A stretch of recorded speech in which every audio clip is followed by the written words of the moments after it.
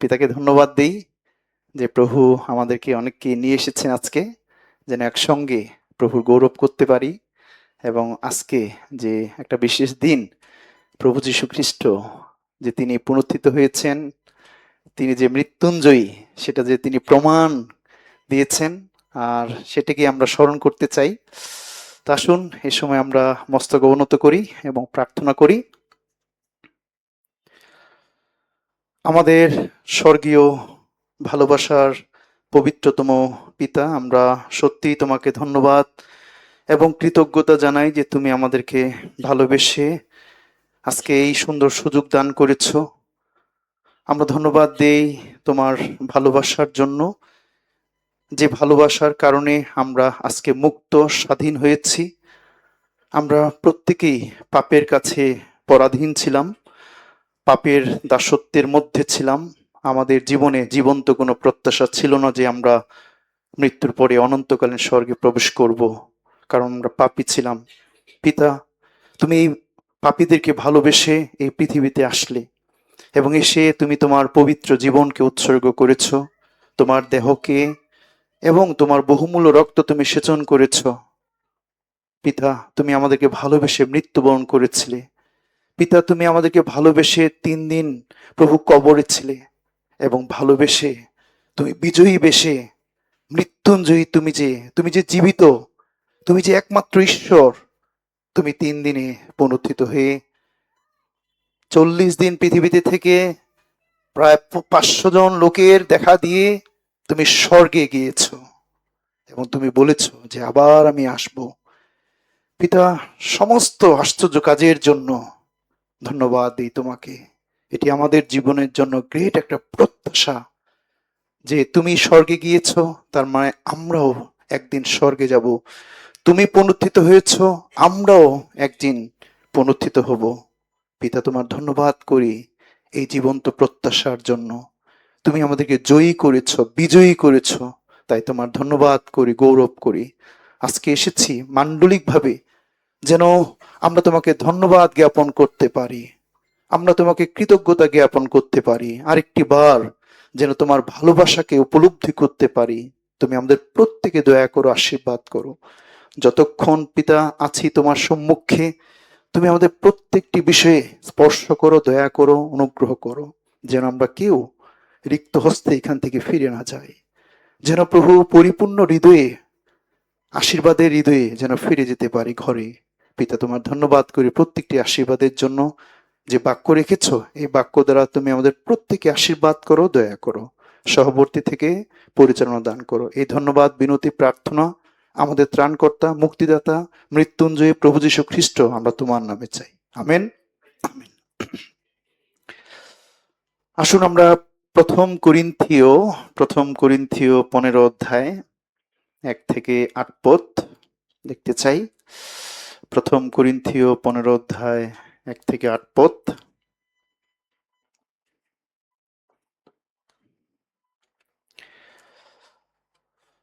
আমি সবার উদ্দেশ্যে পড়ছি। এখানে লিখা আছে বিশ্বাসীদের শেষকালীন পুনরুত্থান। 1 পদ থেকে পড়ছি। হে ভাতৃগণ, তোমাদিগকে সেই সুসমাচার জানাইতেছি, যে সুসমাচার তোমাদের নিকটে প্রচার করিয়াছি, যাহা তোমরা গ্রহণও করিয়াছ, যাহাতে তোমরা দাঁড়াইয়া আছো। আর তাহারই দ্বারা আমি তোমাদের কাছে যে কথাতে সুসমাচার প্রচার করিয়াছি, তাহা যদি ধরিয়া রাখো, তবে পরিত্রাণ পাইতেছ। নচেত তোমরা বৃথা বিশ্বাসী হইয়াছ। ফলত প্রথম স্থলে আমি তোমাদের কাছে এই শিক্ষা সমর্পণ করিয়াছি, এবং ইহা আপনিও পাইয়াছি, যে শাস্ত্র অনুসারে খ্রিস্ট আমাদের পাপের জন্য মরিলেন ও কবর প্রাপ্ত হইলেন, আর শাস্ত্র অনুসারে তিনি 3য় দিবসে উত্থাপিত হইয়াছেন। আর তিনি কৈফাকে, পরে সেই 12 জনকে দেখা দিলেন। তাহার পরে একেবারে 500 অধিক ভ্রাতাকে দেখা দিলেন। তাহাদের অধিকাংশ লোক অদ্যাপি বর্তমান রহিয়াছে, কিন্তু কেহ কেহ নিদ্রাগত হইয়াছে। তাহার পরে তিনি যাকবকে, পরে সকল প্রেতকে দেখা দিলেন। সকলের শেষে অকাল জাতের ন্যায় যে আমাকেও দেখা দিলেন। কেননা প্রেরিতগণের মধ্যে আমি সর্বাপেক্ষা ক্ষুদ্র, বরং প্রেরিত নামে আখ্যাত হইবার অযোগ্য, কারণ আমি ঈশ্বরের মণ্ডলীর তাড়না করিতাম। যাক, 9 পদ পর্যন্ত পড়েছি আমি। ধন্যবাদ দিই আরেকটি বার পিতা ঈশ্বরকে যে আজকে আমরা এমন একটি দিনে উপস্থিত হয়েছি যে দিনে আমরা আরেকটি বার যিশুর পুনরুত্থানকে স্মরণ করতে চাই এবং যিশুর ভালোবাসাকে স্মরণ করতে চাই। এই জন্য আরেকটি বার মণ্ডলী পক্ষ থেকে সবাইকেই সুস্বাগতম এবং সবার উদ্দেশ্যে জোরে হাততালি দিতে চাই। Thank you. ঈশ্বরের গৌরব হোক, প্রভু যীশু খ্রিস্টের গৌরব হোক। আমরা বাইবেলে দুটো বিষয় দেখতে পাই না, সেটা হচ্ছে প্রভু যীশু খ্রিস্টের জন্মের তারিখ এবং প্রভু যীশু খ্রিস্ট যে দ্বিতীয় আগমন করবেন, কোন দিন তিনি করবেন সেটার, এই দুটো বিষয়ের কোনো তারিখ নেই আসলে। প্রভু যীশু খ্রিস্ট তিনি কবে জন্মগ্রহণ করেছিলেন এবং প্রভু যীশু খ্রিস্ট তিনি কবে আকাশে তিনি আসবেন, দ্বিতীয় আগমন করবেন, এই দুটো বিষয়ের কোনো উল্লেখ নেই। কিন্তু প্রভু যীশু খ্রিস্ট তিনি যে মৃত্যুবরণ করেছেন, তিনি যে কবরপ্রাপ্ত হয়েছেন এবং তিনি যে পুনরুত্থিত হয়েছেন, হ্যাঁ, এটি স্পষ্ট আসলে। এটির ব্যাকগ্রাউন্ড আছে, এটির ইতিহাস আছে, এটির ডেট তারিখ সমস্ত কিছু আছে না। তো আমরা দেখতে চাই জিহুদি ক্যালেন্ডার অনুসারে এই নিস্তার পর্বটি সাধারণত মার্চ এপ্রিল মাসে হয়। আর এই মার্চ এপ্রিল মাসটা হচ্ছে স্প্রিং টাইম বলা হচ্ছে, বসন্তকাল বলা হচ্ছে। এবং এই বসন্তকালে সাধারণত সমস্ত প্রকৃতি আবার তারা সজীব হয় এবং সমস্ত পাতাগুলো, যে গাছের পাতা প্রকৃতি, এবার আবার সেগুলো মুকুলিত হয় এবং উজ্জীবিত হয়, সঞ্জীবিত হয়। তার মানে কি, ঠিক মার্চ এপ্রিলে বসন্ত ঋতুর সময়ে ঠিক এই নিস্তার পর্বটি পালন করা হয় এবং যেটাকে আসলে ইসরায়েল জাতি তারা পাস্কা বলা হয়। এই পাস্কাটা হচ্ছে যেটা সাপ্তাহিক একটা উইকলি যেটা হলিডে, সেটাকেই তারা পালন করে থাকে পাস্কা। তো এই পাস্কাটাই হচ্ছে আসলে পাসোভার নিস্তার পর্বের সময় তারা আসলে এই নিস্তার পর্বর পরে আসলে সেই তারিশূন্য রুটির পর্ব, তারপরে আরো 7টা যে পর্ব আছে লেবীয় 23 অধ্যায় থেকে এবং যাত্রা পুস্তক 12 অধ্যায় থেকে, মূলত যাত্রা পুস্তক 12 অধ্যায় এবং লেবীয় 23 অধ্যায় থেকেই তারা আসলে এই যে পর্বগুলি, সারা বছরের যে পর্বগুলি তারা আসলে পালন করত না। তো তার মধ্যে নিস্তার পর্ব, এবং এই নিস্তার পর্বটি হচ্ছে আসলে প্রভু যীশু খ্রিস্ট যেদিন তিনি সেই জেরুজালেমে প্রবেশ করেন গাধার পিঠে, তো ঠিক নিস্তার পর্ব ঠিক সেদিন থেকেই শুরু আসলে। তারপরে তারিশূন্য রুটির পর্ব। এবং যাক, আমরা প্রথম করিন্থীয় 15 অধ্যায় আমরা স্টাডি করেছি। এখান থেকে আমরা ধারাবাহিকভাবে কিছু বিষয় দেখতে চাই। প্রথমত আমরা প্রথম পদটি দেখতে চাই। এখানে বলা হয়েছে, হে ভাতৃগণ, তোমাদিগকে সেই সুসমাচার জানাইতেছি যে সুসমাচার তোমাদের নিকটে প্রচার করিয়াছি, যাহা তোমরা গ্রহণও করিয়াছ, যাহাতে তোমরা দাঁড়াইয়া আছো। না, এখানে বলা হয়েছে সুসমাচারের কথা বলা হয়েছে। আসলে সুসমাচারের মূল ভিত্তিটা কি? সুসমাচারের মূল ভিত্তিটাই হচ্ছে যীশু খ্রিস্টের মৃত্যু এবং পুনরুত্থান, না, যেটি আমরা 3 এবং 4 পদে দেখতে পাই। সুসমাচার কাকে বলা হচ্ছে, সুসমাচারের উৎসটা কি, কোথা থেকে এই সুসমাচার এসেছে, মূলত 3 এবং 4 পদে বলা হয়েছে, ফলত প্রথম স্থলে আমি তোমাদের কাছে এই শিক্ষা সমর্পণ করিয়াছি, ইহা আপনিও পাইয়াছি যে শাস্ত্র অনুসারে খ্রিস্ট আমাদের পাপের জন্য মরিলেন ও কবর প্রাপ্ত হইলেন, আর শাস্ত্র অনুসারে তিনি তৃতীয় দিবসে উত্থাপিত হইয়াছেন। এটি হচ্ছে সুসমাচারের মূল উৎস। এখান থেকেই আসলে সুসমাচার এর বীজ, এটা আসলে কেন্দ্রবিন্দু, না। তো এই সুসমাচার প্রেত পৌল তিনি প্রচার করেছিলেন এবং এই সুসমাচার প্রেত পৌল তিনি নিজেও গ্রহণ করেছেন আসলে, এবং নিজেও সেটা গ্রহণ করেছেন, নিজেও সেটা পেয়েছেন, এবং তারপরে তিনি অন্যের কাছে তিনি ডেলিভার করছেন এই সুসমাচারটি, যেটি এই সুসমাচার বলতেই প্রভু যীশু খ্রিস্টের মৃত্যু এবং পুনরুত্থানকে বলা হচ্ছে, যেটি শাস্ত্র অনুসারেই তিনি মৃত্যুবরণ করেছেন, শাস্ত্র অনুসারেই তিনি কবর প্রাপ্ত হয়েছেন এবং শাস্ত্র অনুসারেই তিনি পুনরুত্থিত হয়েছেন। এই শাস্ত্র বলতে কি? এই শাস্ত্র বলতে পুরাতন নিয়মকে বলা হচ্ছে। তার মানে প্রভু যীশু খ্রিস্ট যে তিনি পৃথিবীতে আসবেন, মৃত্যুবরণ করবেন, কবর প্রাপ্ত হবেন, পুনরুত্থিত হবেন, এই সমস্ত কিছু বর্ণনা করা হয়েছে পুরাতন নিয়মে, এই জন্য বলেছে শাস্ত্র অনুসারে। আর সেই শাস্ত্রগুলো আমরা অবশ্যই পরে দেখতে চাই। এবং 3 পদে বলা হয়েছে যে ফলত প্রথম স্থলে আমি তোমাদের কাছে এই শিক্ষা সমর্পণ করিয়াছি, ইহা আপনিও পাইয়াছি। নিজে আগে গ্রহণ করেছেন এই সত্য সুসমাচারটা, তিনি নিজে গ্রহণ করেছেন, আগে নিজে পেয়েছেন, তারপরে তিনি অন্যের কাছে তিনি ডেলিভার করছেন। তার মানে এই সুসমাচার বলতেই যীশু খ্রিস্টের মৃত্যু এবং পুনরুত্থানকে বলা হচ্ছে না। কেন প্রভু যীশু খ্রিস্ট তিনি মৃত্যুবরণ করেছেন, কেন তার পুনরুত্থান?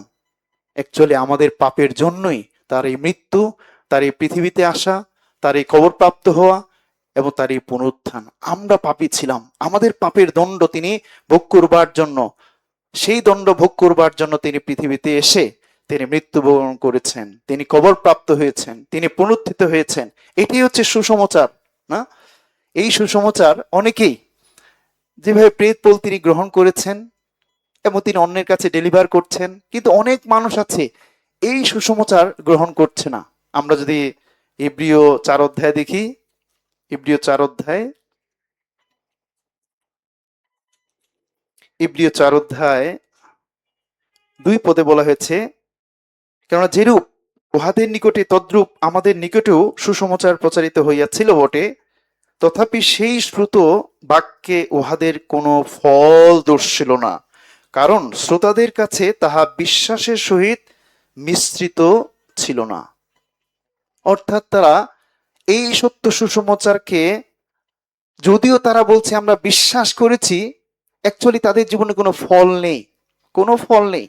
তারা এই সত্য সুসমাচার কারো কাছে প্রচার করেনি, কিন্তু প্রেতপোল তিনি নিজে গ্রহণ করেছেন এবং তিনি অন্যের কাছেও তিনি এই সুসমাচার তিনি প্রচার করছেন, প্রচার করেছেন। আর এই জন্যই প্রভু যীশু খ্রিস্ট তিনি মার্ক 16 অধ্যায় 15 পদে বলা হয়েছে যে তোমরা সমুদয় জগতে যাও, সমস্ত সৃষ্টির নিকটে এই সুসমাচার প্রচার করো। কারণ যদি কেউ সুসমাচার না শুনে, না বিশ্বাস করে, তার জন্য অনন্তকালীন নরক, পাপের কারণে তাকে অনন্তকালের জন্য নরকে দেওয়া হবে। আর এই কারণে প্রভু যীশু খ্রিস্ট ঈশ্বর তিনি প্রতিটি মানুষকে এত বেশি ভালোবাসেন, আর এই কারণেই তার প্রিয় পুত্র যীশু খ্রিস্টকে এই পৃথিবীতে আসতে হলো আমাদের পাপ বহন করবার জন্য, আমাদের পাপের দণ্ড ভোগ করবার জন্য। আর এই কারণেই সেই পাপের দণ্ড তিনি যখন বহন করলেন, তিনি যখন আমাদের সমস্ত পাপের মূল্য পরিশোধ করেছেন, আর তখনই তিনি বলেছেন এখন যাও তোমরা সমুদয় জগতে সমস্ত সৃষ্টির নিকটে এই সুসমাচার প্রচার করো। কি সুসমাচার? যিশুর মৃত্যুর কথা এবং যিশুর পুনরুত্থানের কথা যেন আমরা প্রচার করতে পারি। আমরা যদি প্রেরিত 17 অধ্যায় দেখি, যখন প্রেতপোল এবং প্রেরিতেরা, সমস্ত প্রেরিতেরা এই কথা শুনে সমস্ত জায়গায় তারা সুসমাচার প্রচার করতে শুরু করলো। প্রেরিত 17 অধ্যায় 30 থেকে পড়ছি, ঈশ্বর সেই অজ্ঞানতার কাল উপেক্ষা করিয়াছিলেন, কিন্তু এখন সর্বস্থানে সকল মনুষ্যকে মন পরিবর্তন করিতে আজ্ঞা দিতেছেন, কেন তিনি একটি দিন স্থির করিয়াছেন, যে দিনে আপনার নিরূপিত ব্যক্তি দ্বারা নেই জগৎ সংসারের বিচার করিবেন। এই বিষয়ে সকলের বিশ্বাসযোগ্য প্রমাণ দিয়াছেন, ফলত মৃতগণের মধ্য হইতে তাহাকে উঠাইয়াছেন। ঈশ্বর তিনি প্রত্যেকটি মানুষের জন্য বিচার ব্যবস্থা করেছেন। যখন তিনি এথেন্সে গেলেন, প্রেতপোল তিনি দেখতে পাচ্ছেন যে এথেন্সের মানুষগুলো সবাই মূর্তি পূজা নিয়ে ব্যতিব্যস্ত। 23 পদে বলা হয়েছে, কেননা বেড়াইবার সময় তোমাদের উপাস্য বস্তু সকল দেখিতে দেখিতে একটি বেদি দেখিলাম, যাহার উপরে লিখিত আছে অপরিচিত দেবতার উদ্দেশ্যে। এবং প্রেতপোল তিনি দেখতে পেলেন যে এই এথেন্সের মানুষগুলো অনেক দেবতা ভক্ত, তারা সত্যময় ঈশ্বরকে জানে না। আর এই কারণে তিনি সেই আদম থেকে শুরু করে তিনি সেখানে কি বলবো যে বাইবেল সেমিনার দেওয়া শুরু করলেন, তিনি সুসমাচার দেওয়া শুরু করলেন। আর তিনি বললেন যে একটি দিন স্থির করা হয়েছে, যে দিনে নিরূপিত ব্যক্তি দ্বারা ন্যায় সংসারের বিচার করিবেন। সেই বিচারে, সেই নরকের বিচারে হাত থেকে রক্ষা পাবার একটি পথ, সেটা হচ্ছে সত্য সুসমাচার। সেই সুসমাচারটা হচ্ছে যখন কেউ যীশু খ্রিস্টকে, মৃত্যুঞ্জয়ী প্রভু যীশু খ্রিস্টকে তার জীবনে রিসিভ করতে পারবে, বিশ্বাস করতে পারবে, যে যীশু খ্রিস্ট তিনি পুনরুত্থিত, এই জন্য এখানে বলা যে ফলত মৃতগণের মধ্য হইতে তাহাকে উঠাইয়াছেন। যীশু খ্রিস্টকে, প্রভু যীশু খ্রিস্ট তিনি উঠিয়েছেন। এই জন্য সুসমাচার হচ্ছে যীশু খ্রিস্টের মৃত্যু এবং পুনরুত্থানকে বলা হচ্ছে। শুধু মৃত্যু নয়, এর সঙ্গে পুনরুত্থান যুক্ত রয়েছে। লুক 24 অধ্যায় যদি দেখি আমরা, লুক 24 অধ্যায়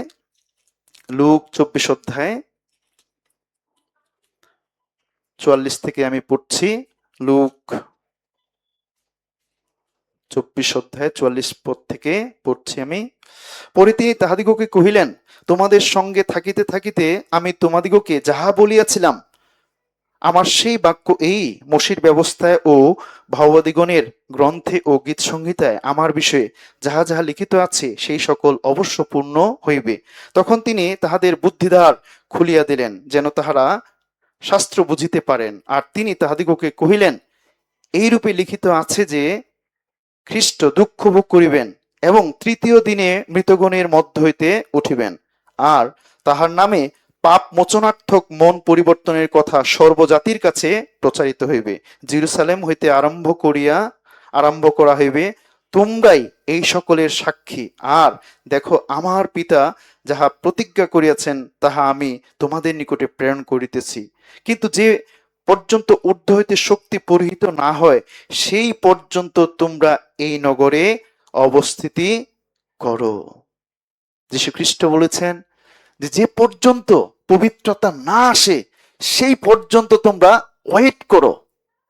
আর আমরা প্রেরিত 1 অধ্যায় 8 পদে দেখি, যেদিন 50 সপ্তমীর দিনে যেদিন পবিত্রতা নেমে আসলো, এখানে বলা হয়েছে 8 পদে বলছে, কিন্তু পবিত্র আত্মা তোমাদের উপরে আসলে তোমরা শক্তি প্রাপ্ত হইবে, আর তোমরা জেরুসালেমে, সমুদ্র জিহুদিয়া ও সমরিয়া দেশে এবং পৃথিবীর প্রান্ত পর্যন্ত আমার সাক্ষী হইবে। কিসের সাক্ষী? যিশু যে মৃত্যুবরণ করেছেন, যিশু যে পুনরুত্থিত হয়েছেন, তিনি যে 3 দিনে তিনি পুনরুত্থিত হয়েছেন, সমস্ত মানুষের পাপ ক্ষমা করে তিনি যে মৃত্যুবরণ করেছেন এবং কবর প্রাপ্ত হয়েছিলেন, এবং প্রত্যেকটি মানুষের পাপ ক্ষমা করে তিনি যে 3 দিনে তিনি উঠেছেন, এই পুনরুত্থানের বাণী যেন তারা প্রচার করতে পারে। এই সাক্ষী কখন তারা দেওয়া শুরু করবে? যখন তাদের ভিতরে পবিত্র আত্মা আসবে। আর 50 সপ্তমীর দিনে যখন পবিত্র আত্মা আসলো, তখন সমস্ত শিষ্যরা, প্রেরিতরা, তারা পবিত্র আত্মার শক্তিতে সেই জেরুসালেম থেকে শুরু করে পৃথিবীর প্রান্ত পর্যন্ত তারা এই সাক্ষ্য বহন করেছে যে যীশু খ্রিস্ট তিনি পুনরুত্থিত হয়েছেন, যীশু খ্রিস্ট তিনি মৃত্যুঞ্জয়ী, তিনি জীবিত হয়েছেন, তিনি আর কবরে নেই, তার কবর শূন্য, তিনি পুনরুত্থিত হয়েছেন। এবং যখনই এই সত্য সুসমাচারকে বিশ্বাস করেছে, অনেক মানুষ পরিত্রাণ পেয়েছে। আমরা রোমিও 4 অধ্যায় দেখি। রোমিও 4 অধ্যায় 25 পদ। রোমিও 4 অধ্যায় 25 পদ। রোমিও 4 অধ্যায় 25 পদে বলা হয়েছে, সেই যিশু আমাদের অপরাধের নিমিত্ত সমর্পিত হইলেন এবং আমাদের ধার্মিক গণনার নিমিত্ত উত্থাপিত হইলেন। মৃত্যু এবং পুনরুত্থানের মধ্যে পার্থক্য কি? যদিও একই, কিন্তু পার্থক্য কি? অবশ্যই পার্থক্য আছে। মৃত্যু এবং পুনরুত্থানের মধ্যে অবশ্যই পার্থক্য আছে। কি? প্রভু যীশু খ্রিস্ট যদি মৃত্যুবরণ করতেন, যদি পুনরুত্থিত না হতেন, তাহলে আমাদের পরিত্রাণ হইতো না। এই জন্য এই মৃত্যু হচ্ছে পাপের দণ্ড ভোগ করেছেন, পাপের মূল্য প্রভু যীশু খ্রিস্ট পরিশোধ করেছেন, এবং যখন তিনি পুনরুত্থিত হন, সেই পরিত্রাণকে তিনি নিশ্চিত করেছেন। স্বর্গে যাবার বিষয়টাকে তিনি নিশ্চিত করেছেন, পাপের ক্ষমার বিষয়টা থেকে নিশ্চিত করেছেন।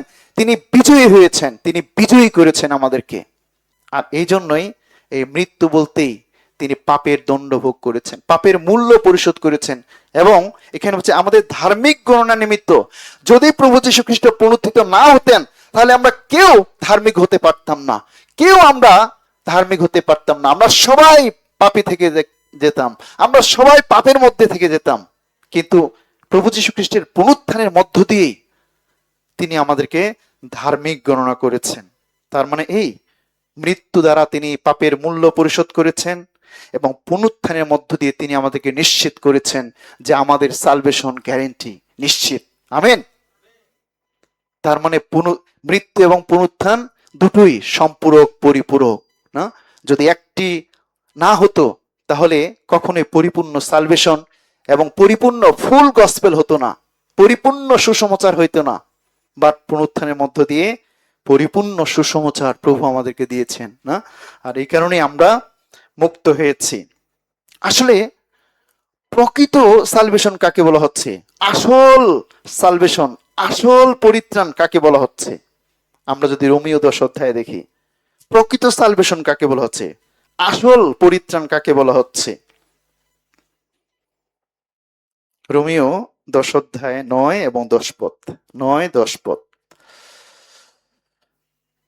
কারণ তুমি যদি মুখে যিশুকে প্রভু বলিয়া স্বীকার করো এবং হৃদয়ে বিশ্বাস করো যে ঈশ্বর তাহাকে মৃতগণের মধ্য হইতে উত্থাপন করিয়াছেন, তবে পরিত্রাণ পাইবে।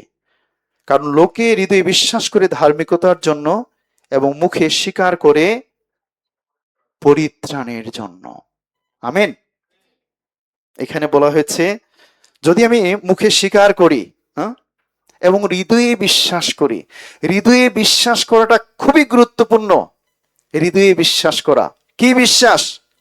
যে যিশু তিনি পুনরুত্থিত হয়েছেন, তিনি মৃত্যুঞ্জয়ী হয়েছেন, না? তিনি পুনর্জীবিত হয়েছেন, তিনি জীবিত হয়েছেন। এটা হৃদয়ে বিশ্বাস করা। আমার হৃদয়ে যদি আমি বিশ্বাস করি যে প্রভু যীশু খ্রিস্ট তিনি পুনরুত্থিত হয়েছেন, সঙ্গে সঙ্গে আমার পরিত্রাণের নিশ্চয়তা আমি পেয়ে যাই। এখন এখানে বলা হয়েছে কারণ লোকে হৃদয়ে বিশ্বাস করে ধার্মিকতার জন্য। আমরা আত্মায় ধার্মিক হয়ে যাই, বিশ্বাসের মধ্য দিয়ে আত্মায় পরিত্রাণ পেয়ে যাই, কিন্তু মুখে স্বীকার করে পরিত্রাণের জন্য। এই মুখে স্বীকার বলতে কি? আসলে প্রেরিতেরা তারা যেদিন তারা সত্য সুসমাচার পেয়েছিল, যারা যিশুকে বিশ্বাস করেছিল, সত্যিকার হৃদয় থেকেই বিশ্বাস করেছিলেন যে যীশু খ্রিস্ট আমার পাপের জন্য মরেছেন, কবরপ্রাপ্ত হয়েছেন এবং পুনরুত্থিত হয়েছেন, তারা নীরব থাকেনি। তারা তাদের জীবনকে বাজি রেখে মুখ তারা প্রকাশ করেছিলেন, মুখে তারা স্বীকার করেছিলেন, প্রকাশ করেছিলেন যে যিশু মৃত্যুঞ্জয়ী, যিশু কবর থেকে উঠেছেন। মুখে স্বীকার তারা করেছিলেন। শুধুমাত্র মুখের স্বীকার এটা নয় যে ইয়েস আমি যিশুকে গ্রহণ করেছি, ইয়েস আমি পরিত্রাণ পেয়েছি, এটাই স্বীকারোক্তি নয়। আসল স্বীকারোক্তি হচ্ছে যে আপনি পরিত্রাণ পেয়েছেন, যীশু খ্রিস্টকে যে বিশ্বাস করেছেন, আপনি মৃত্যুঞ্জয় প্রভু যীশু খ্রিস্টকে যে বিশ্বাস করেছেন, এটা হাজার মানুষের সামনে স্বীকার করা, পরিত্রাণের সুসমাচার দেওয়া, যেন আপনার মধ্য দিয়ে মানুষগুলো পরিত্রাণ পেতে পারে। যেভাবে প্রেরিতেরা তারা বিশ্বাস করেছিলেন হৃদয়ে এবং মুখে স্বীকার করেছিলেন, সেই জেরুজালেম থেকে শুরু করে পৃথিবীর প্রান্ত পর্যন্ত তারা স্বীকার করেছিলেন, সাক্ষ্য দিয়েছিলেন যে ইয়েস যীশু খ্রিস্ট তিনি পুনরুত্থিত হয়েছেন। এটাই হচ্ছে মুখে স্বীকার করা। এই জন্য পরিত্রাণটা এত সহজ নয়। আপনি শুধুমাত্র বলবেন যে হ্যাঁ আমি যিশুকে গ্রহণ করেছি, রিসিভ করেছি, পরিত্রাণ পেয়েছি, এটাই সালভেশন নয়। যখন আপনি সত্য সুসমাচার প্রচার করবেন, হাজারো বিপদের মধ্যে, হাজারো সংকটের মধ্য দিয়ে যখন এই পুনরুত্থিত যিশুকে আপনি প্রচার করবেন, আপনার মধ্য দিয়ে যখন হারানো আত্মাগুলো পরিত্রাণ পাবে, দেন এটা ক্লিয়ার হবে যে ইয়েস আপনি পরিত্রাণ পেয়েছেন। এই জন্য এই স্বীকারোক্তি বলতে শুধুমাত্র মণ্ডলীতে স্বীকার করা নয় যে ইয়েস আমি গ্রহণ করলাম, না? কিন্তু আপনি যদি প্রচার না করেন, আপনি যদি যিশুর কথা না বলেন, তাহলে সেই পরিত্রাণ। এই জন্য 1 করিন্থীয় 15 অধ্যায় বলা হয়েছে তোমরা বৃথা বিশ্বাসী হইয়াছ। এখানে বলা হয়েছে 2 পদে বলা হয়েছে, 15 অধ্যায় 2 পদ, আর তাহারই দ্বারা আমি তোমাদের কাছে যে কথাতে সুসমাচার প্রচার করিয়াছি তাহা যদি ধরিয়া রাখো তবে পরিত্রাণ পাইতেছ, নচেত তোমরা বৃথা বিশ্বাসী হইয়াছ। বৃথা বিশ্বাসী, বিশ্বাসটা ঠিক নাই। আমি কি সত্যি পুনরুত্থিত যিশুকে বিশ্বাস করি? আমার কি সত্যি 100% স্বর্গে যাবার নিশ্চয়তা রয়েছে? আজকে আমরা বিভিন্ন জায়গায় এই পুনরুত্থান দিবস পালন করেছি, কিন্তু আমার মনের মধ্যে একটা প্রশ্ন ছিল, বারবারই প্রশ্ন। যারা আমরা প্রচার করছি, যারা আমরা সঙ্গীত করছি, প্রশংসা আরাধনা করছি, বা এই যে শত শত মানুষ আমরা বসে শুনছি, কিন্তু আমার নিজের মধ্যে প্রশ্ন ছিল, প্রভু এই মানুষগুলোর মধ্যে কতজন স্বর্গে যাবে? কতজন স্বর্গে যাবে? কতজনের আত্মার পরিত্রাণ বিষয়টা নিশ্চিত? কতজন আত্মায় নতুন জন্ম প্রাপ্ত হয়েছে? নাকি শুধুমাত্র আজকের দিনের জন্য শুধুমাত্র পুনরুত্থিত যিশুকে স্বীকার করা? ইয়েস, তিনি আমাদেরকে মুক্ত করেছেন, তিনি আমাদেরকে স্বাধীন করেছেন, তিনি কবর থেকে উঠেছেন। এটা ভূতেরাও জানে, এটা ভূতেরাও জানে আসলে যিশু খ্রিস্টকে। ভূতেরাও জানে এটা, অন্যান্যরাও জানে এটা। এই জন্য শুধু বলায় নয়, আপনার জীবন দ্বারা মানুষ পরিত্রাণ পাবে, আত্মার পরিত্রাণ পাবে। আমার নিজের মধ্যে এই প্রশ্নটা বারবার ছিল যে কতজন মানুষ, এই যে হাজার হাজার মানুষ আমরা এক হয়েছি, প্রশংসা আরাধনা করছি, প্রচার করছি এবং স্বীকার করছি তিনি মৃত্যুঞ্জয়ী।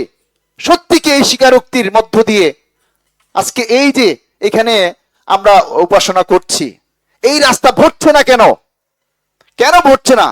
কেন রাস্তা পর্যন্ত যাচ্ছে না? কেন 1 বছরের রাস্তা পর্যন্ত যায় নাই? কারণ প্রচার নাই। কি প্রচার করব? আমি তো নিজেই প্রভু যীশু খ্রিস্টকে মৃত্যুঞ্জয় হিসেবে গ্রহণ করিনি হৃদয়ে। আসলে আমি শুধুমাত্র দেখাচ্ছি যে আমি খ্রিস্টিয়ান। এই রাস্তা ভরে বেশি দিন হওয়ার কথা নয়। এই রাস্তাটা ভরে বেশি দিন যাবে না যদি আমরা সবাই প্রচার করে থাকি, তাই না? এই বাংলাদেশে কতজন মানুষ, কতজন আমরা খ্রিস্টান আছি? কতজন? কত বছরের আমরা? কত বছরের খ্রিস্টান আমরা? অনেক বছর। সত্যি কি আপনার জীবনে হৃদয়ে প্রভু যীশু খ্রিস্টকে ত্রাণকর্তা হিসেবে মৃত্যুঞ্জয় প্রভু যীশু খ্রিস্টকে আপনি বিশ্বাস করেছেন? এভাবে শত শত বছর চলে যাবে আসলে, তারপরেও খ্রিস্টানটির সংখ্যা বাড়বে না।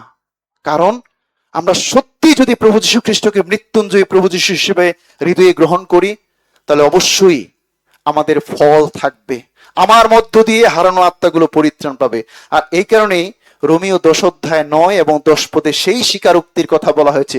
শুধুমাত্র মুখে স্বীকার করব সেটা নয়, যেভাবে প্রেরিতরা তারা স্বীকার করেছিল জেরুজালেম থেকে পৃথিবীর প্রান্ত পর্যন্ত।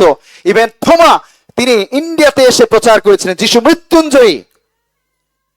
আমরা যখন প্রচার করব তখন এই এক রাস্তা শুধু নয়, 10 রাস্তা ভরে যাবে, 10 রাস্তা ভরে যাবে না? প্রিয় ভাই বোন, আমরা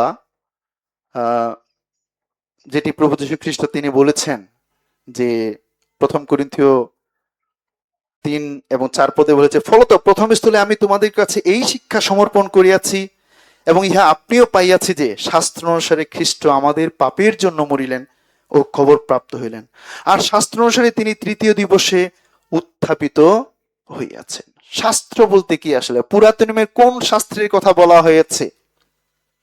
অবশ্যই প্রভু যীশু খ্রিস্টের মৃত্যুর বিষয়ে, তার কবর প্রাপ্ত হওয়ার বিষয়ে, পুনরুত্থানের বিষয়ে বলা হয়েছে লেবীয় 23 অধ্যায় না?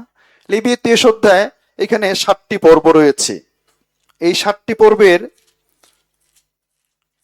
লেবীয় 23 অধ্যায় যদি যাই আমরা, এখানে 7টা পর্ব রয়েছে। এখানে নিস্তার পর্বের বিষয় রয়েছে, নিস্তার পর্ব। এই নিস্তার পর্ব কে? নিস্তার পর্ব বলতে যীশু খ্রিস্টের মৃত্যুকে বলা হয়েছে, যে যীশু খ্রিস্ট তিনি আসবেন এবং তিনি মৃত্যুবরণ করবেন। নিস্তার পর্বের মেষ শাবক প্রভু যীশু খ্রিস্ট। এবং তারপরে এখানে তারিশূন্য রুটির পর্ব আছে। এই তারিশূন্য রুটির পর্বটি কি? এটি হচ্ছে যীশুকে কবর প্রাপ্ত করা হবে, তাকে কবরস্থ করা হবে, তিনি কবর প্রাপ্ত হবেন, তারিশূন্য রুটি। এবং এখানে হচ্ছে অগ্নিমাংসের কথা বলা হয়েছে। এই অগ্নিমাংস কি? এই অগ্নিমাংস হচ্ছে প্রভু যীশু খ্রিস্ট তিনি 3 দিনে তিনি পুনরুত্থিত হবেন, তিনি পুনরুত্থিত হবেন, তিনি জীবিত হবেন। এবং এখানে 50 সপ্তমীর ঘটনা বলা হয়েছে। লেবীয় 23 অধ্যায় বলেছে 50 সপ্তমী। এই 50 সপ্তমীর দিনে পবিত্র আত্মা আসবেন এবং 50 সপ্তমীর দিনে পবিত্র আত্মা এসেছে প্রেরিতদের ভিতরে না? এবং তারা সেইভাবে কাজ করেছিলেন, সাক্ষ্য বহন করেছিলেন। এবং তুরিধ্বনি পর্বটি কি? তুরিধ্বনি পর্বটি হচ্ছে প্রভু যীশু খ্রিস্টের দ্বিতীয় আগমনকে বলা হচ্ছে, তুরিধ্বনি পর্ব। এবং তারপরে প্রায়শ্চিত্তের দিন ইসরায়েল জাতি অনুতাপের বলা হয়েছে, তাদের পাপ এবং অনুতাপের বিষয় বলা হয়েছে। এবং তারপরে কুটির উৎসব। এই কুটির উৎসব কি? এই কুটির উৎসব হচ্ছে সহস্র বছরের রাজত্বের কথা বলা হয়েছে। তার মানে কি? যেটি প্রথম করিন্থীয় 15 অধ্যায় 3 এবং 4 পদে হচ্ছে শাস্ত্র অনুসারে খ্রিস্ট মৃত্যুবরণ করলেন, শাস্ত্র অনুসারে খ্রিস্ট কবর প্রাপ্ত হলেন, শাস্ত্র অনুসারে খ্রিস্ট তৃতীয় দিবসে উত্থাপিত হয়েছেন। পুরাতন নিয়মেই সেই কথা বলা হয়েছে। আর এই কারণেই আমরা দেখতে পাই যে লেবীয় 23 অধ্যায় যে 7টি পর্ব সব যীশু খ্রিস্টের প্রতীক। নিস্তার পর্বে মেষশাবক তিনি, তারই শূন্য রুটি, কবর এবং অগ্নিমাংস পুনরুত্থানকে বলা হচ্ছে। এবং 50 সপ্তমীর দিনে প্রভু সেই পবিত্রতা চলে আসবে। তরিধ্বনি হচ্ছে যিশুর দ্বিতীয় আগমন, এবং প্রায়শ্চিত্তের দিন হচ্ছে ইসরায়েলের অনুতাপ এবং মন ফিরানো, এবং কুটির উৎসব হচ্ছে সহস্র বছরের রাজত্ব। আর এই কারণে প্রভু যীশু খ্রিস্ট যেহেতু তার সম্পর্কে পুরাতন নিয়মেই বলা হয়েছে, আর এই কারণেই তিনি যখন তিনি মৃত্যুবরণ করেননি, যখন তাকে ধরা হয়নি, তার পূর্বেই তিনি শিষ্যদেরকে এভাবেই বলতেন যে ইয়েস, আমাকে একদিন ধরা হবে। আমরা যদি মথি 16 অধ্যায় দেখি, 16 অধ্যায় 21 পদে বলেছে, সেই সময় অবধি যিশু আপন শিষ্যদিগকে স্পষ্টই বলিতে লাগিলেন যে তাহাকে জেরুজালেম হইতে যাইতে হইবে, এবং প্রাচীন বর্গের প্রধান যাজকদের ও অধ্যাপকদের হইতে অনেক দুঃখ ভোগ করিতে হইবে ও হত হইবে, আর তৃতীয় দিবসে উঠিতে হইবে। যীশু খ্রিস্ট তিনি দুঃখ ভোগ করবেন, তাকে মারা হবে, এবং এটাও বলা হয়েছে তৃতীয় দিবসে উঠিতে হইবে। প্রভু যীশু খ্রিস্ট তিনি তৃতীয় দিবসে উত্থাপিত হবেন, তৃতীয় দিনের পরে নয়, বাট তৃতীয় দিবসে। না, ইসরায়েলে আমরা গত রবিবারে শুনেছি, ইসরায়েল জাতি তারা একটা দিনকে ঠিক আওয়ার হিসেবে চিন্তা করতো না। না, যদি আমরা যীশু খ্রিস্টের মৃত্যু দেখি, বলা হয়েছে 3 দিন হলে 72 ঘন্টা হয়, তাই না?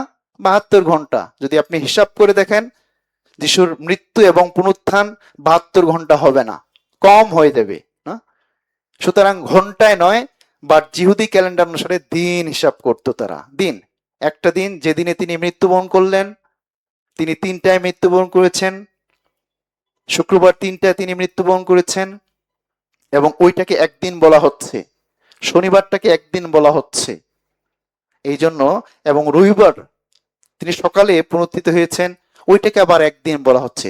দিন হিসাব করা হয়তো, ঘন্টা নয়। আমরা ঘন্টা হিসাব করি, বাট জিহুদিরা তারা দিন হিসাব করত। ঘন্টা হিসাব করলে আপনি মিলাতে পারবেন না, 72 ঘন্টা হবে না, বাট দিনে। এই জন্য প্রভু যীশু খ্রিস্ট তিনি 3 দিন পরে নয়, বাট তৃতীয় দিনে তিনি উত্থাপিত হয়েছেন বাক্য অনুসারে। না, বাক্য অনুসারে, যেটা পুরাতন নিয়মেই বলা হয়েছে। এবং যখন প্রভু যীশু খ্রিস্ট তিনি পৃথিবীতে ছিলেন 3.5 বছর মিনিস্ট্রিয়াল লাইফে, এবং তখন অনেকেই তাকে ভুলভাবে তার কাছ থেকে শুধুমাত্র আশ্চর্য কাজ, হিলিংস, মিরাকেল, বিভিন্ন ধরনের আশ্চর্য কাজ প্রত্যাশা করতেন সব সময়ের জন্য। মথি 12 অধ্যায় 39 পদ থেকে যদি দেখি আমরা, মথি 12 অধ্যায় 39 পদ থেকে, জিহুদীদের প্রত্যাশাই ছিল যে যীশু খ্রিস্ট সবসময়ের জন্য আশ্চর্য কাজ করবেন, সুস্থ করবেন, আরোগ্য করবেন, এবং নানা ধরনের আশ্চর্য কাজ করবেন। এটাই তাদের প্রত্যাশা ছিল। 38 পদ থেকে, তখন কয়েকজন অধ্যাপক ও ফরিসি তাহাকে বলিল, হে গুরু, আমরা আপনার কাছে কোন চিহ্ন কার্য দেখিতে ইচ্ছা করি। তিনি উত্তর করিয়া তাহাদিগকে কহিলেন, এই কালের দুষ্ট ও ব্যভিচারী লোকে চিহ্নের অন্বেষণ করে, কিন্তু জোনা ভাবাদীর চিহ্ন ছাড়া আর কোনো চিহ্ন ইহাদিগকে দেওয়া যাইবে না। কারণ জোনা যেমন 3 দিবারাত্র বৃহৎ মৎস্যের উদরে ছিলেন, তেমনি মনুষ্যপুত্র 3 দিবারাত্র পৃথিবীর গর্ভে থাকিবেন। ইসরায়েল জাতির প্রত্যাশাই ছিল যিশুর কাছে শুধুমাত্র আশ্চর্য কাজ, আশ্চর্য কাজ। বাট যীশু খ্রিস্ট তিনি বলেছেন যে এই কালের দুষ্ট ও ব্যভিচারী লোকে শুধু চিহ্নের অন্বেষণ করে, দুষ্ট এবং ব্যভিচারী লোক শুধু চিহ্নের অন্বেষণ করে। মথি 24 অধ্যায় 24 পদে বলা হয়েছে যে এই শেষকালে অনেক ভক্ত ভাববাদীরা আসবে, যারা শুধুমাত্র চিহ্ন কার্যের মধ্য দিয়ে, আশ্চর্য কাজের মধ্য দিয়ে মানুষগুলো কে ভুলানোর চেষ্টা করবে, ইভেন মনোনীত জাতিকেও ভুলাবে তারা, চিহ্ন কার্যের মধ্য দিয়ে, আশ্চর্য কাজের মধ্য দিয়ে। আর এই কারণে প্রভু যীশু খ্রিস্ট বলেছেন যেগুলো দুষ্ট এবং ব্যভিচারী লোক, না, এই জগতের মানুষগুলো শুধুমাত্র জাগতিক কিছু দেখতে চায়। বাট যীশু খ্রিস্ট তিনি শুধুমাত্র ম্যাজিক দেখাতে আসেননি, তিনি শুধুমাত্র কবিরাজ নয়, তিনি জাদুকর নয় যে তিনি জাদু কিছু দেখাতে আসলেন, বাট তিনি আসলেন পাপী মানুষের জন্য মৃত্যুবরণ করতে, তিনি আসলেন পাপী মানুষের জন্য কবর প্রাপ্ত হতে, তিনি আসলেন পাপী মানুষের সমস্ত পাপ ক্ষমা করতে আসলেন। আর এই কারণে তিনি বলছেন জোনা ভাবাদীর চিহ্ন ছাড়া আর কোনো চিহ্ন তোমাদেরকে দেওয়া যাবে না। জোনা বলতে কি, এখানে যীশু খ্রিস্টকে বলা হয়েছে। যেভাবে জোনাকে সেই 3 দিন সে মাছের পেটে ছিল, উদরে ছিল, ঠিক প্রভু যীশু খ্রিস্ট তিনি 3 দিন কবরে ছিলেন। এবং এই তার মানে পুরাতন নিয়মেই প্রভু যীশু খ্রিস্টের এই মৃত্যু এবং পুনরুত্থান সম্পর্কে বলা হয়েছে। আর এই কারণেই প্রভু যীশু খ্রিস্ট তিনি তাহার সম্পর্কে শিষ্যদেরকে বলেছিলেন যে আমাকে মারা হবে, আমি কবর প্রাপ্ত হব এবং 3 দিনে আমি পুনরুত্থিত হব। আর এই কারণেই যদিও শিষ্যরা বারবার শুনেছিল, কিন্তু তারপরও তাদের মধ্যে সন্দেহ ছিল, কেউ কেউ বিশ্বাস করতে পারেনি। এই কারণে মৃত্যুর পরেই অনেকেই তার কাছ থেকে চলে গিয়েছে। আবার কেউ কেউ বিশ্বাস করেছিল, দেখি তার কবরে গিয়ে দেখি যে সত্যি যীশু খ্রিস্ট আছেন কিনা, যেটা মথি 28 অধ্যায়ে বলা হয়েছে। আমরা যদি মথি 28 অধ্যায়ে দেখি, বিশেষ করে মগদলিনী মরিয়ম সহ আরো অন্যান্য মরিয়ম তারা কবর দেখতে গিয়েছিল সেখানে। কিন্তু দেখতে গিয়ে তারা কি পেল সেখানে? শূন্য কবর তারা দেখতে পেয়েছে, কিছুই সেখানে পায়নি। 5 পদে বলা হয়েছে, সেই দূত স্ত্রীলোক কয়েকজনকে কহিলেন, তোমরা ভয় করিও না, কেননা আমি জানি যে তোমরা ক্রুশে হত যিশুর অন্বেষণ করিতেছ, তিনি এখানে নাই, কেননা তিনি উঠিয়াছেন, যেমন বলিয়াছিলেন, আইসো প্রভু যেখানে শুইয়াছিলেন সেই স্থান দেখো, সেখানে নেই। প্রভু যীশু খ্রিস্টের কবর শূন্য, কারণ তার সম্পর্কে সে পুরাতন নিয়মে ভগবানী করা হয়েছে, তিনি 3 দিনে পুনরুত্থিত হবেন। এই পুনরুত্থানের অর্থ হচ্ছে তিনি আমাদের সমস্ত পাপ ক্ষমা করে, আমাদের পাপের মূল্য পরিশোধ করে তিনি পুনরুত্থিত হয়েছেন। আর এটাই তিনি প্রমাণ করেছেন। শুধু প্রমাণ নয়, তিনি এই পুনরুত্থানের পরেও কিন্তু হঠাৎ করে যে তিনি স্বর্গে চলে গিয়েছেন তা নয়, তিনি 40 দিন পৃথিবীতে থাকলেন। কেন তিনি 40 দিন পৃথিবীতে থাকলেন? কেন তিনি সঙ্গে সঙ্গে গেলেন না? কারণটা কি? কারণ তিনি জানেন যে তার শিষ্যদের মধ্যেই অনেক বিশ্বাসের এলোমেলো রয়েছে। থোমার এক ধরনের বিশ্বাস, মগদলিনী মরিয়মের এক ধরনের বিশ্বাস, তার শিষ্যদের মধ্যে অনেক ধরনের বিশ্বাসের গরমিল রয়েছে, যার কারণে তাকে থাকতে হলো। প্রমাণ দিলেন তিনি। প্রেত 1 অধ্যায়ে বলা হয়েছে, তিনি প্রেত 1 অধ্যায়ে যদি দেখি আমরা 3 পদ, আপন দুঃখ ভোগের পরে তিনি অনেক প্রমাণ দ্বারা তাহাদের নিকটে আপনাকে জীবিত দেখাইলেন, ফলত 40 দিন যাবৎ তাহাদিগকে দর্শন দিলেন এবং ঈশ্বরের রাজ্যের বিষয়ে নানা কথা বলিলেন। তিনি 40 দিন পৃথিবীতে ছিলেন এবং প্রথম করিন্থীয়তে বলা হয়েছে তিনি 500 জন লোকের সঙ্গে দেখা দিলেন। 500 জন। 6 পদে বলা হয়েছে, প্রথম করিন্থীয় 15 অধ্যায় 6 পদ দেখুন, তাহার পরে একবারে 500-এর অধিক ভ্রাতাকে দেখা দিলেন, তাহাদের অধিকাংশ লোক অদ্যাপি বর্তমান রহিয়াছে, কিন্তু কেহ কেহ নিদ্রাগত হইয়াছে। তিনি প্রমাণ করেছেন যে আমি মৃত্যুঞ্জয়ী, আমি জীবিত হয়েছি, আমি পুনরুত্থিত হয়েছি। আর এই কারণেই তিনি 40 দিন পৃথিবীতে থাকলেন এবং তিনি ঈশ্বরের রাজ্যের বিষয়ে বললেন এবং প্রত্যেকের বিশ্বাসগুলো তিনি রাইট করলেন। যদি তিনি 40 দিন পৃথিবীতে না থাকতেন তাহলে থোমার বিশ্বাস যে কি হইতো জানি না। আসলে থোমার বিশ্বাস, থোমা তখনই বিশ্বাস করছে, ওকে ওই বিষয়টা আমরা পড়ে যাচ্ছি। এই জন্য থোমা দেখি প্রমাণ পেয়েই কিন্তু বিশ্বাস করেছিল, এই জন্য যীশু খ্রিস্ট তিনি ছিলেন, প্রমাণ দিলেন যে দেখো, তোমরাই আমাকে মেরেছিলে। না, তিনি প্রমাণ দিলেন। আর এই প্রমাণের কথা, এই মৃত্যুর কথা, এই পুনরুত্থানের কথা প্রেরিতেরা তারা প্রচার করতেন। প্রেরিত 2 অধ্যায় যদি দেখি আমরা, প্রেরিত 2 অধ্যায়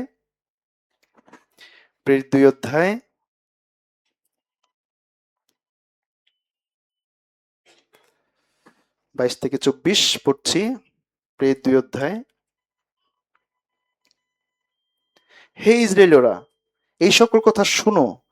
নাসরিত যিশু পরাক্রম কার্য, অদ্ভুত লক্ষণ ও চিহ্ন সমূহ দ্বারা তোমাদের নিকটে ঈশ্বর কর্তৃক প্রমাণিত মনুষ্য, তাহারই দ্বারা ঈশ্বর তোমাদের মধ্যে ওই সকল কার্য করিয়াছেন, যেন তোমরা নিজেরাই জানো। সেই ব্যক্তি ঈশ্বরের নিরূপিত মন্ত্রণা ও পূর্ব জ্ঞান অনুসারে সমর্পিত হইলে তোমরা তাহাকে অধর্মীদের হস্ত দ্বারা ক্রুশে দিয়া বধ করিয়াছিলে। ঈশ্বর মৃত্যু যন্ত্রণা মুক্ত করিয়া তাহাকে উঠাইয়াছেন, কেননা তাহাকে ধরিয়া রাখিতে মৃত্যুর সাধ্য ছিল না। আমেন। পিতর তিনি বলছেন, যিহুদি, তোমরাই তাকে ক্রুশে দিয়েছিলে, মনে করেছিলে যে যিশুকে মারলেই শেষ, কিন্তু যিশুকে ধরে রাখার মতো কেউ নেই, ইভেন মৃত্যু নেই, মৃত্যু তাকে ধরে রাখতে পারেনি। মৃত্যুর হুল ধ্বংস করে তিনি উঠেছেন। আমরা যদি 30 পদ দেখি, ভালো, তিনি ভাববাদী ছিলেন এবং জানিতেন ঈশ্বর দিব্যপূর্বক তাহার কাছে এই শপথ করিয়াছিলেন যে তাহার ঔরসজাত একজনকে তাহার সিংহাসনে বসাইবেন। অতএব পূর্ব হইতে দেখিয়া তিনি খ্রিস্টেরই পুনরুত্থান বিষয়ে এই কথা কহিলেন যে তাহাকে পাতালে পরিত্যাগ করা হয় নাই, তাহার মাংস ক্ষয় দেখে নাই। এই যিশুকে ঈশ্বর উঠাইয়াছেন, আমরা সকলেই এ বিষয়ের সাক্ষী। আমরা সকলেই সাক্ষী। প্রেরিতেরা বলছেন যিশুকেই উঠিয়েছেন। আর এই জন্য প্রেরিতেরা তারা এই পুনরুত্থানের, এই বিজয়ের কথা তারা প্রচার করেছিলেন। 4 অধ্যায় যদি দেখি আমরা, 4 অধ্যায়, এবং যদিও তাদেরকে অনেক বাধা দেওয়া হচ্ছে, তারপরেও সেই বাধা কিন্তু তারা মানেনি। 4, 5, 6 অধ্যায় যদি আমরা দেখি, অনেক বাধা, স্তিফানকে মারা হলো, তারপরেও তারা কিন্তু বাধা উপেক্ষা করে তারা যিশু যে পুনরুত্থিত হয়েছেন সেটা তারা প্রচার করেছিলেন। 5 অধ্যায় 29 থেকে যদি দেখি আমরা, 5 অধ্যায়, প্রেরিত 5 অধ্যায় 29 থেকে, কিন্তু পিতর ও অন্য প্রেতগণ উত্তর করিলেন, মনুষ্যদের অপেক্ষা বরং ঈশ্বরের আজ্ঞা পালন করিতে হইবে। আমাদের পিতৃপুরুষদের ঈশ্বর সেই যিশুকে উত্থাপন করিয়াছেন, যাহাকে আপনারা গাছে টাঙ্গাইয়া বধ করিয়াছিলেন, আর তাহাকে ঈশ্বর অধিপতি ও ত্রাণকর্তা করিয়া আপন দক্ষিণ হস্ত দ্বারা উন্নত করিয়াছেন, যেন ইসরায়েলকে মন পরিবর্তন ও পাপ মোচন দান করেন।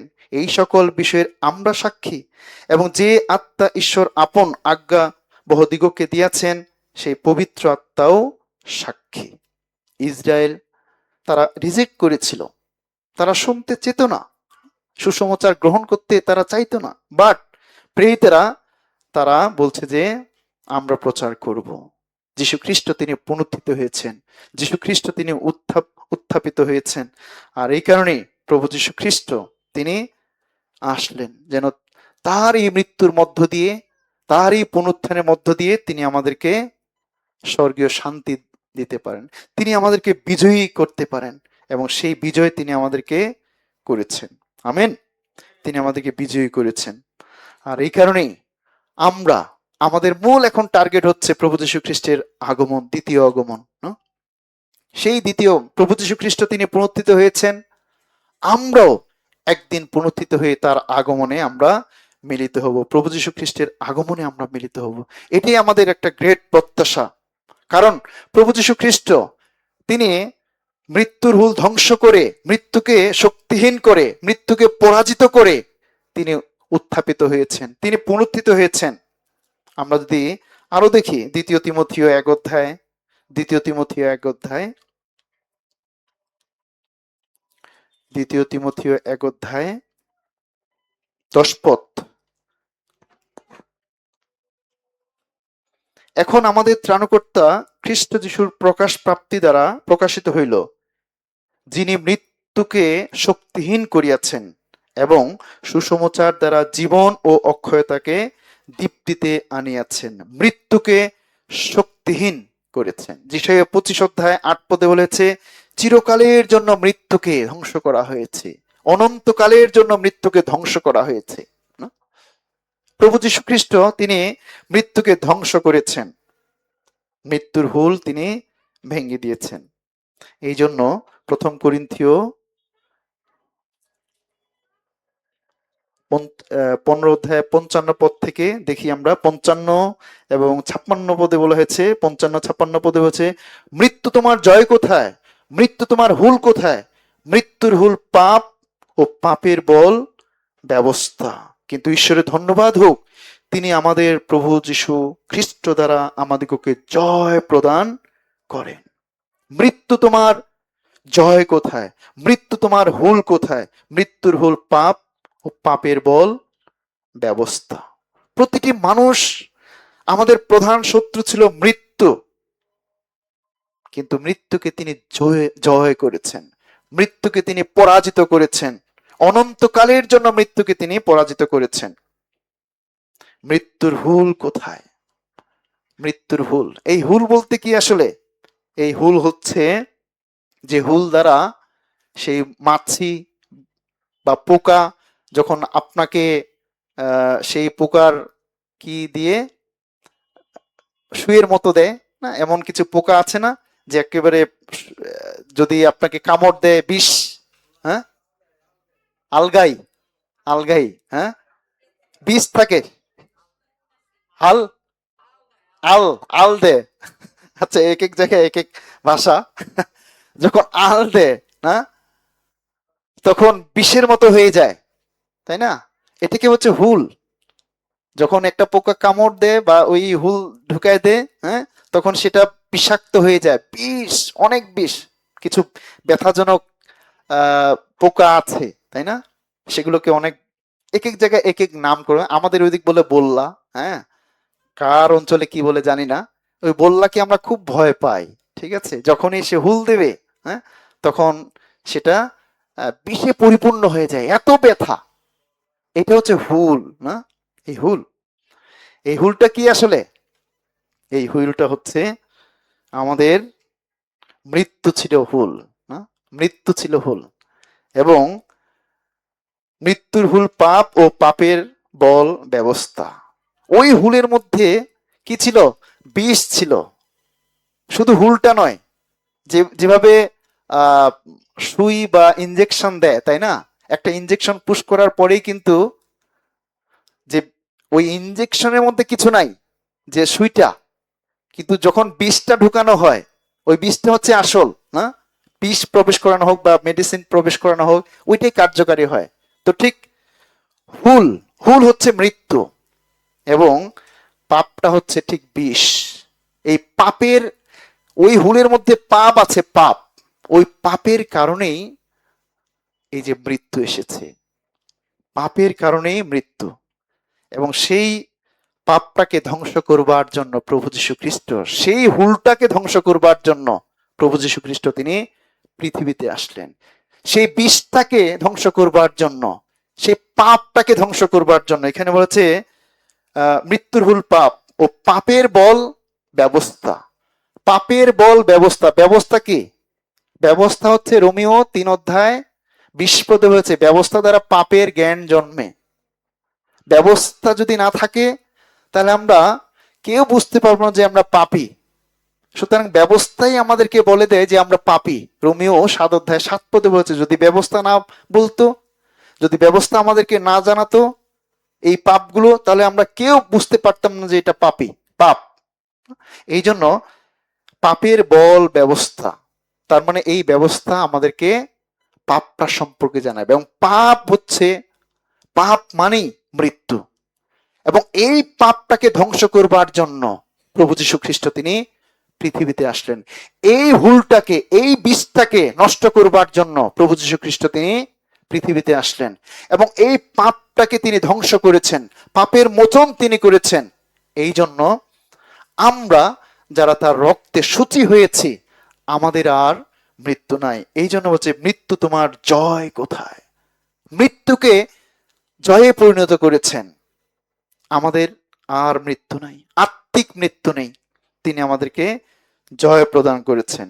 ইব্রিয় 2 অধ্যায় যদি দেখি আমরা 14-15 পদে বলা হয়েছে, ভালো সেই সন্তানগণ যখন রক্ত মাংসের ভাগী, তখন তিনি নিজেও তদ্রূপ তাহার ভাগী হইলেন, যেন মৃত্যু দ্বারা মৃত্যুর কর্তৃত্ববিষ্ট ব্যক্তিকে অর্থাৎ দিয়াবলকে শক্তিহীন করেন।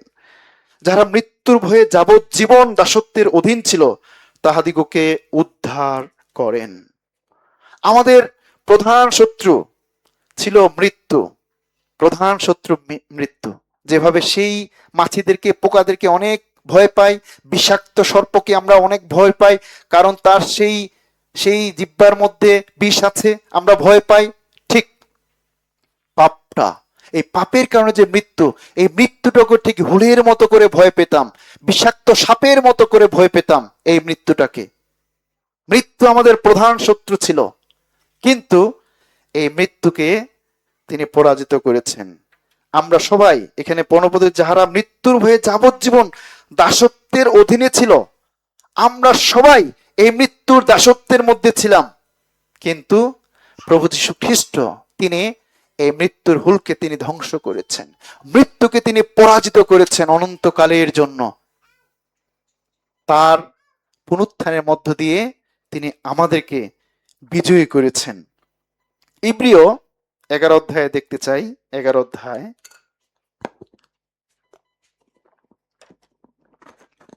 ইব্রিয় 11 অধ্যায় 35 পদ।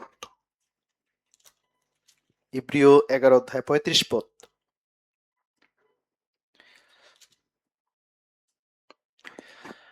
নারীগণ আপন আপন মৃতলোককে পুনরুত্থান দ্বারা পুনঃপ্রাপ্ত হইলেন, অন্যেরা প্রহার দ্বারা নিহত হইলেন, মুক্তি গ্রহণ করেন নাই, যেন শ্রেষ্ঠ পুনরুত্থানের ভাগী হইতে পারেন। নারীগণ আপন আপন মৃতলোককে পুনরুত্থান দ্বারা পুনঃপ্রাপ্ত হইলেন। এই নারীগণ কাকে বলা হচ্ছে?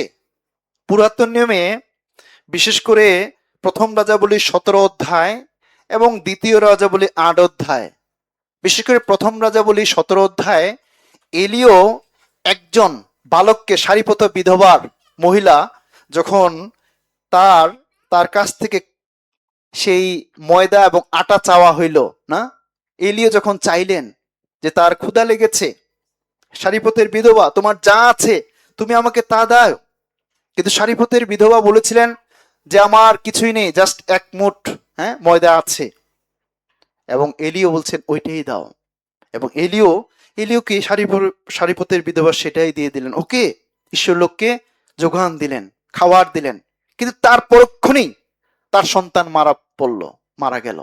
তারপরে এই সারিপতের বিধবা কমপ্লেন শুরু করলো, আপনি কি আমার সন্তানকে মারার জন্য এখানে এসেছেন?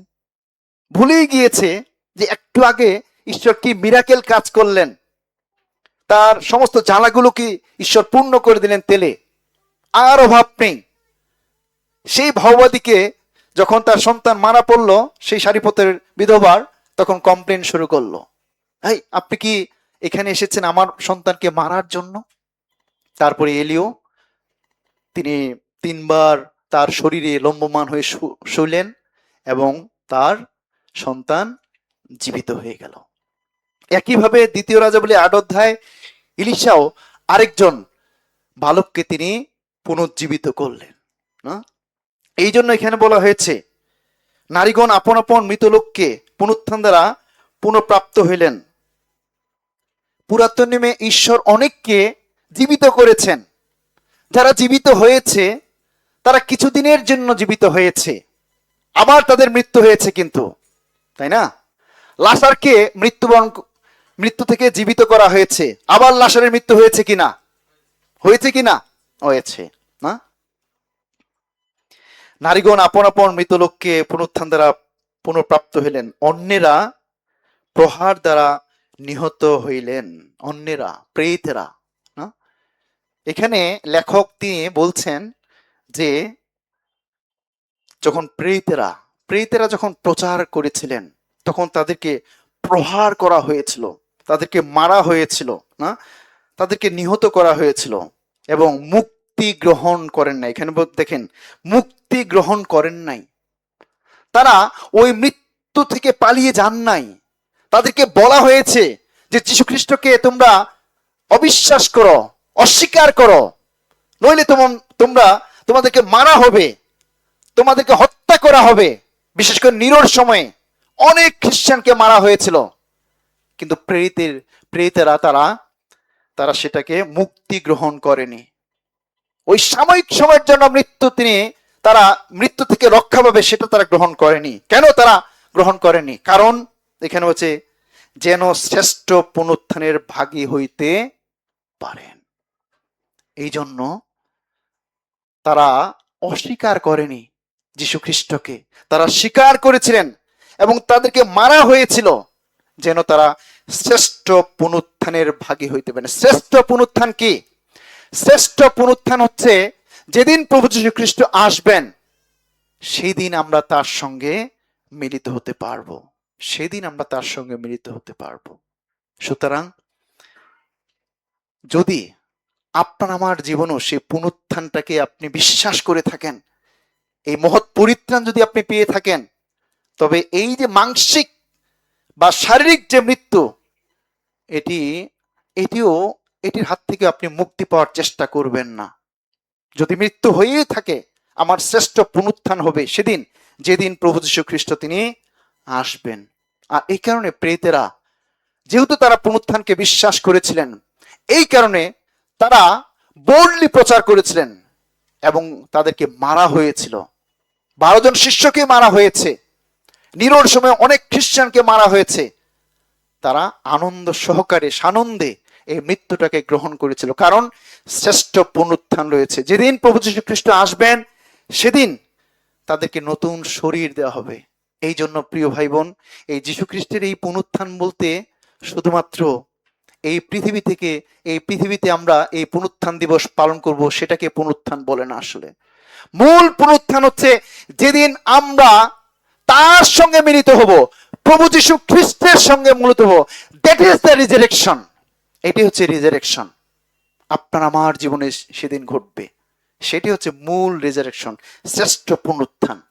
সেই শ্রেষ্ঠ পুনরুত্থানের অংশীদার আপনাকে আমাকে করা হয়েছে, যারা সত্যিকার অর্থেই তার পুনরুত্থানকে বিশ্বাস করে আমরা আত্মায় পরিত্রাণ পেয়েছি।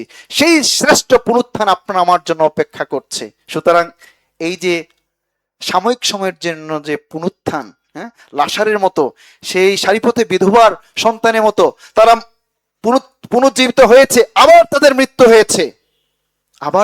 হয়েছে। অনেক কিছু পাস্টরের আমি এই ধরনের কথা শুনেছি, আমার প্রার্থনায় যেন মৃত জীবন পেতে পারে না। আমি এই ধরনের প্রার্থনা শুনেছি একজন পাস্টর, আমার জীবদ্দশায় আমি দেখে যেতে চাই যে আমার প্রার্থনায় মৃতরা জীবিত হচ্ছে না। আরে ভাই, যখন মৃতরা জীবিত হবে আবার তো সে মরবে, তাই না? কিন্তু তিনি কি শ্রেষ্ঠ পুনরুত্থানের ভাগীদার হবেন? শ্রেষ্ঠ পুনরুত্থানের ভাগীদার হবেন? এটা হচ্ছে মূল কোশ্চেন, না? গুরুত্বপূর্ণ কোশ্চেন। এই জন্য প্রিয় ভাই বোন, আমাদের জন্য প্রত্যাশা, আসলে আসল পুনরুত্থান কি? আসল পুনরুত্থান এটা নয় যে যীশু খ্রিস্ট শুধু কবর থেকে বের হয়ে এই 40 দিন থাকা, এটাকে পুনরুত্থান বলে না। পুনরুত্থান হচ্ছে যেদিন তিনি স্বর্গে গিয়েছেন, আমাদের জন্য স্বর্গের দ্বার রচনা করেছেন। That is the resurrection. এবং সেই দিন আপনার আমার জীবনে ঘটবে, সেই ঘটনা আপনার আমার জীবনে ঘটবে, সেই পুনরুত্থান আপনার আমার জীবনে ঘটবে। সেটাই হচ্ছে আসল পুনরুত্থান। যেদিন আমরা স্বর্গে যাব, সেটাই হচ্ছে আসল পুনরুত্থান। এই জন্য প্রিয় ভাই বোন, আমাদের জীবন্ত প্রত্যাশা রয়েছে প্রভু যীশু খ্রিস্ট তিনি যেদিন আসবেন সেদিন আমরা তার আগমনে মিলিত হব। আমরা প্রথম থিসলনিকীয় দেখতে চাই। প্রথম থিসলনিকীয় 4 অধ্যায়। আমাদের জীবন্ত প্রত্যাশা রয়েছে, কারণ আমরা শ্রেষ্ঠ পুনরুত্থানের ভাগীদার হব। প্রভু যীশু খ্রিস্ট যেদিন তিনি আসবেন আকাশে, আমরা সেদিন পুনরুত্থিত হব এবং স্বর্গে যাব। সেটাই হচ্ছে আসল রিজারেকশন। স্বর্গে যাওয়াটাই হচ্ছে আসল রিজারেকশন। 4 অধ্যায় 13 থেকে পড়ছি আমি। কিন্তু হে ভাতৃগণ, আমরা চাহি না যে যাহারা নিদ্রাগত হয় তাহাদের বিষয়ে তোমরা অজ্ঞাত থাকো, যেন যাহাদের প্রত্যাশা নাই সেই অন্য সকল লোকের মতো তোমরা দুঃখার্ত না হও।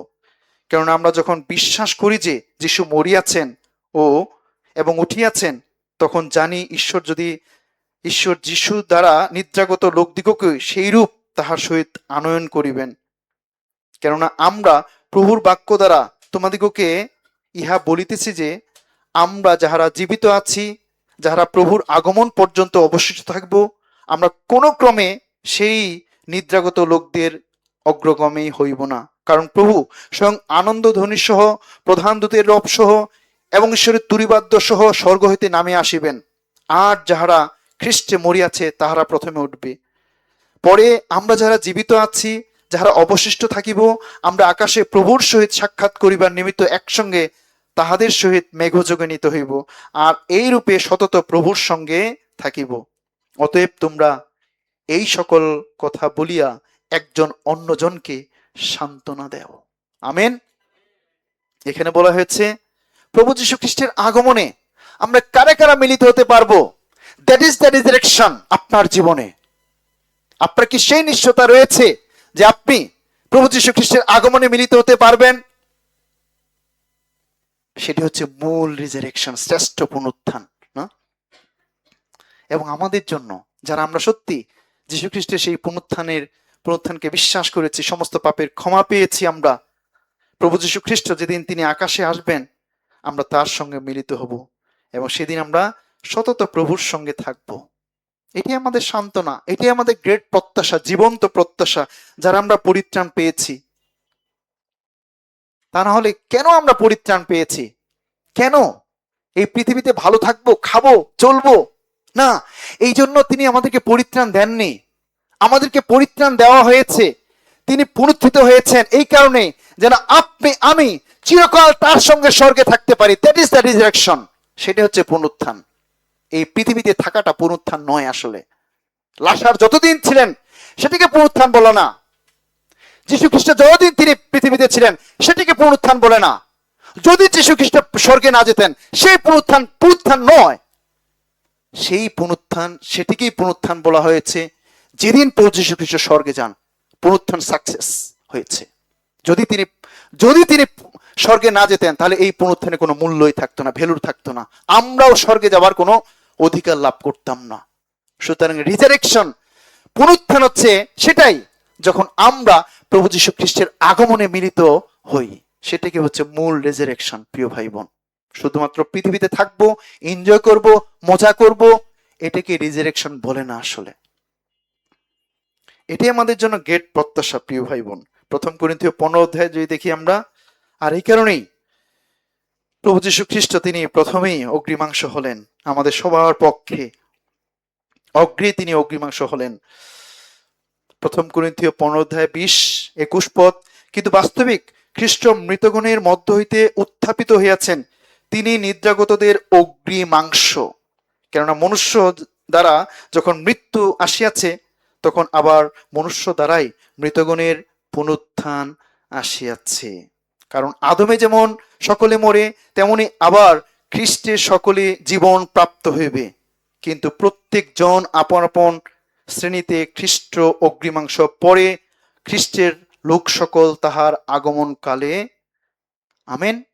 এখানে বলা হয়েছে খ্রিস্ট অগ্রিমাংশ, পুনরুত্থান। এই অগ্রিমাংশ বলতে পুনরুত্থান। তিনি আমাদের অগ্রে তিনি পুনরুত্থিত হয়েছেন বলতে কি আমরাও স্বর্গে যাচ্ছি। তিনি স্বর্গে গিয়েছেন, আমরাও স্বর্গে যাচ্ছি। That is the resurrection. আসলে ওইটা হচ্ছে মূল পুনরুত্থান, যখন আপনি স্বর্গে যেতে পারবেন। নতুবা সেটিকে রিজারেকশন। এই পৃথিবীতে থাকাটা রিজারেকশন নয়। আসলে এই পৃথিবীতে থাকাটা রিজারেকশন নয়। স্বর্গে যাওয়াটা হচ্ছে যখন আমরা তার আগমনে মিলিত হব, সেটাকে বলা হচ্ছে মূল রিজারেকশন। আর এই কারণেই যোহন 11 অধ্যায়ে দেখি আমরা, যীশু খ্রিস্ট তিনি মার্থা, মরিয়ম যখন লাসার মৃত্যুবরণ করলেন, তখন তারা ক্রন্দন করছে।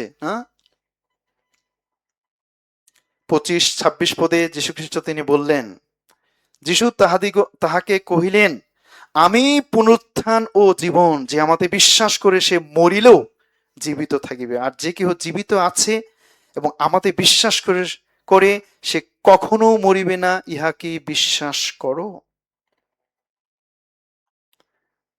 যে আমাতে বিশ্বাস করে সে মরিলেও জীবিত থাকিবে, মরিলেও জীবিত থাকবে। আমাদের আত্মা জীবন প্রাপ্ত হয়েছে। এই আত্মা মৃত ছিল পাপের কারণে, কিন্তু যীশু খ্রিস্টের রক্ত দ্বারা সমস্ত পাপের ক্ষমা যখন আমরা পেয়েছি না, তখন তিনি আমাদেরকে আত্মায় জীবিত করেছেন।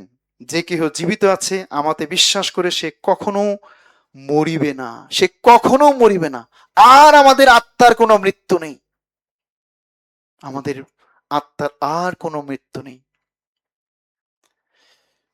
আমরা যদি যোহন 20 অধ্যায় দেখি, যোহন 20 অধ্যায়, এখানে আরো খুব গুরুত্বপূর্ণ একটা বিষয় আমি লক্ষ্য করেছি। যোহন 20 অধ্যায় 17 পদে বলা হয়েছে, এখানে দুটো ঘটনা আছে। আমরা 17 পদ প্রথমে দেখতে চাই। 17 পদে বলা হয়েছে, যিশু তাহাকে কহিলেন, আমাকে স্পর্শ করিও না। মগদলিনী মরিয়মকে বলছেন, পুনরুত্থানের পরে মগদলিনী মরিয়মকে বলছেন, যিশু তাহাকে কহিলেন, আমাকে স্পর্শ করিও না, কেননা এখনো আমি ঊর্ধ্বে পিতার নিকটে যাই নাই। কিন্তু তুমি আমার ভাতৃগণের কাছে গিয়া তাহাদিগকে বলো, যিনি আমার পিতা ও তোমাদের পিতা এবং আমার ঈশ্বর ও তোমাদের ঈশ্বর, তাহার নিকটে আমি ঊর্ধ্বে যাইতেছি। এখানে যীশুখ্রিস্ট যখন পুনরুত্থিত হলেন, তখন মগদলিনী মরিয়ম কাছে আসলেন, এবং কাছে এসে যখন কাছে আসলেন, শুধু কাছে আসা নয়, কাছে আসা নয়, এখানে আমি যখন ইংলিশ ভার্সন দেখলাম, NKJV দেখলাম, এখানে হচ্ছে যখন যিশু এই পুনরুত্থিত যিশুকে মগদলিনী মরিয়ম দেখতে পেলেন, তখন সঙ্গে সঙ্গে মগদলিনী মরিয়ম তাকে ক্লাইং করেছিলেন। Flying, Magdalene Mariam flying to him. Flying বলতে কি, মগদলিনী মরিয়ম তাকে জড়িয়ে ধরেছিলেন। হ্যাঁ প্রভু, আপনি পুনরুত্থিত হয়েছেন। হ্যাঁ প্রভু, আপনার জন্য আমরা কত কেঁদেছি। ক্লাইং করেছিলেন, জড়িয়ে ধরেছিলেন। এবং যিশু বললেন যে, আমাকে তুমি স্পর্শ করিও না। যিশু বললেন, আমাকে স্পর্শ করিও না, কেননা এখনো আমি ঊর্ধ্বে পিতার নিকটে যাই নাই, এখনো আমার কাজ বাকি আছে। আমাকে স্পর্শ করো না বলতে কি আসলে, এখানে দুইটা কন্টেস্ট আছে কিন্তু। তারপরে আপনি যদি 27 পদ দেখেন, এখানে আবার তোমাকে বলছে, আমাকে তুমি স্পর্শ করো। দুইটা কন্টেস্ট আছে এখানে। এক জায়গায় মগদলিনী মরিয়মকে বলছে আমাকে স্পর্শ করো না, আরেক জায়গায় আবার তোমাকে বলছে ওকে, দেখো, রিচ আউট ইউর হ্যান্ড, হ্যাঁ, আমাকে আমাকে তুমি স্পর্শ করো, আমার হাত দেখো, আমার কুক্ষি দেশ দেখো, স্পর্শ করো। হু এম আই, আমি কে? হ্যাঁ, দুই জায়গায় দুইটা কন্টেস্ট। কেন আসলে? হ্যাঁ, এক জায়গায় বলছে স্পর্শ করো না, আরেক জায়গায় বলছে স্পর্শ করো আমাকে, দেখো আমি কে, দেখো, চিনে নাও, জানে নাও, আমাকে বিশ্বাস করো, আমি কে। না, অ্যাকচুয়ালি আমরা যদি 17 পদ দেখি, এখানে স্পর্শ করার মানে এই নয় যে টাচ করো না। স্পর্শ করার মানে এই, কারণ যিশু তিনি জানতেন যে এই মগদলিনী মরিয়ম কতটা ভালোবাসে। মগদলিনী মরিয়ম হয়তোবা চিন্তা করেছিল যে এই যে যিশুকে তো পেয়ে গেছি, এই যিশু আর যাবে না, এই জন্য জোরে শক্ত করে ধরেছিলেন, ক্লাইং টু হিম। যিশুকে শক্ত করে ধরেছিলেন, যিশু আপনাকে আর কোথাও যেতে দেব না, শক্ত করে আপনি আমাদের সঙ্গে থাকেন, আমাদের সঙ্গেই থাকেন, আপনি আর কোথাও যাবেন না, আপনি অনেক ভালোবাসি যিশু, আপনার জন্য অনেক কষ্ট পেয়েছি, আপনাকে যখন মারা হয়েছে, আপনাকে যখন থুতু দেওয়া হয়েছে, আপনাকে যখন নির্দারুণ কষ্ট দেওয়া হয়েছে, ক্রুশে দেওয়া হয়েছে, প্রভু অনেক কেঁদেছি, আর কষ্ট দিতে চাই না, আপনি থাকেন আমাদের সঙ্গে। যিশু এখানে বোঝাতে চেয়েছিলেন এই স্পর্শ করার মানে হচ্ছে যে দেখো মরিয়ম, আমি কিন্তু এখনো পিতার নিকটে যাই নাই, আমার আরেকটি কাজ বাকি আছে, আমি জাস্ট পুনরুত্থিত হয়েছি, কিন্তু আমাকে স্বর্গে যেতে হবে। আমি তোমাদের সঙ্গে আর বেশি দিন থাকতে পারবো না।